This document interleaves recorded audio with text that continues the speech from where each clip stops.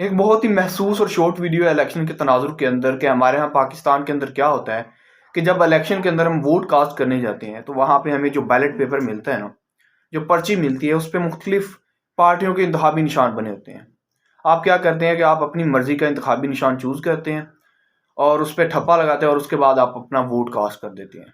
उसमें क्या होता है कि आपको एक पार्टी को वोट करना पड़ता है, या किसी दूसरी पार्टी को वोट करना होता है, या किसी तीसरी पार्टी को वोट करना होता है। किसी ना किसी पार्टी को वोट करने के अलावा आपके पास कोई और ऑप्शन नहीं होता।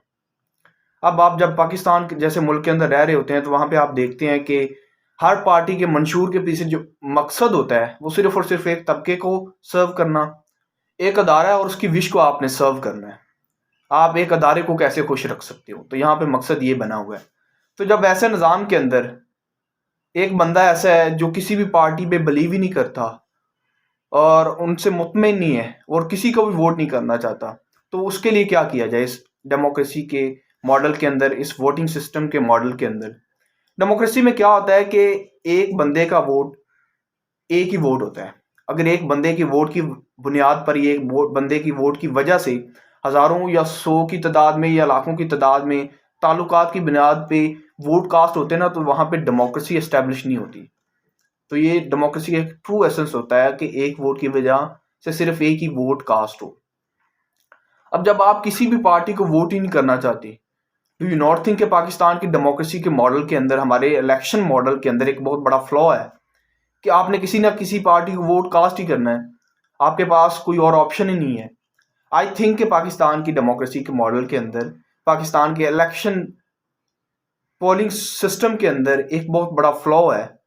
और मैं सोचता हूँ कि हमारे जो नेबर कंट्री है इंडिया के अंदर जो इलेक्शन मॉडल पाया जाता है, लाइक अगर हम इंडिया के इलेक्शन मॉडल की बात करें तो उसमें क्या होता है कि आपको जो बैलेट पेपर मिलता है, जो वोट की पर्ची मिलती है, उसमें मुख्तलिफ उम्मीदवारों के निशानात बने होते हैं और उसके साथ साथ एक खाली डब्बा होता है और उसमें लिखा होता है कि मैं किसी भी पार्टी के मंशूर से मुतमिन नहीं हूँ, किसी भी पार्टी के कारकर्दगी से मुतमिन नहीं हूँ, मैं किसी भी पार्टी को वोट नहीं करना चाहता।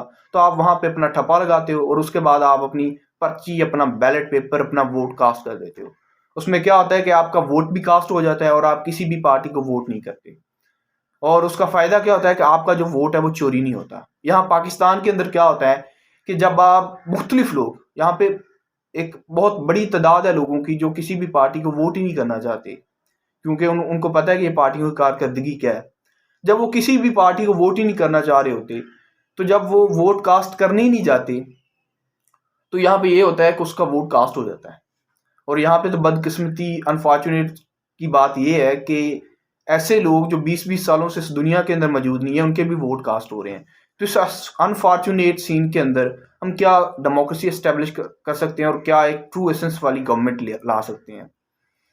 आई थिंक कि पाकिस्तान के अंदर ये जो एक डेमोक्रेसी का मॉडल है, जो पोलिंग सिस्टम का मॉडल है, इसकी शेप थोड़ी सी तब्दील होनी चाहिए, इसके अंदर एवोल्यूशन होनी चाहिए।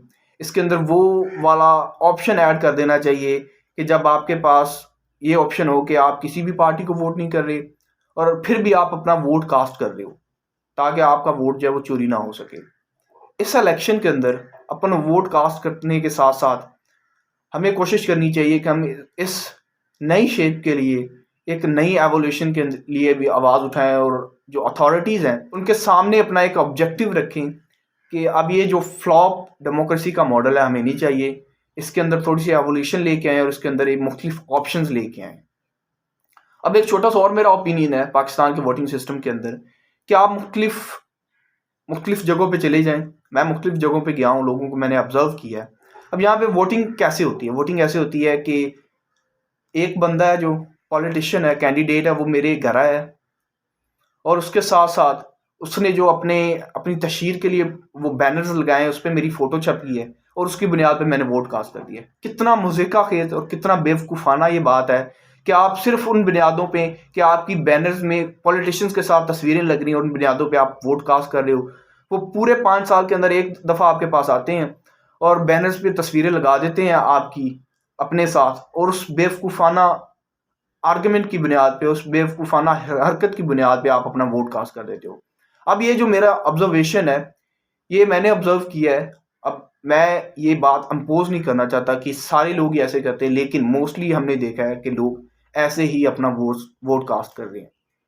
जब तक ये बेवकूफ़ियाँ ख़त्म नहीं होगी और जब तक उन लोगों के लिए जिनका डिफरेंस ऑफ ओपिनियन है इन तमाम जमातों से, उनके लिए ऑप्शन नहीं आएगा, तब तक हम ये नहीं कह सकते कि एक ट्रू डेमोक्रेसी एस्टेब्लिश हुई है। और मेरे ख्याल में आपको इस इलेक्शन के अंदर अपना वोट कास्ट लाजमी करना चाहिए।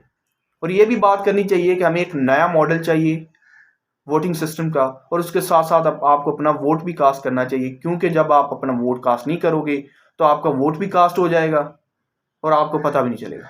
बहुत शुक्रिया।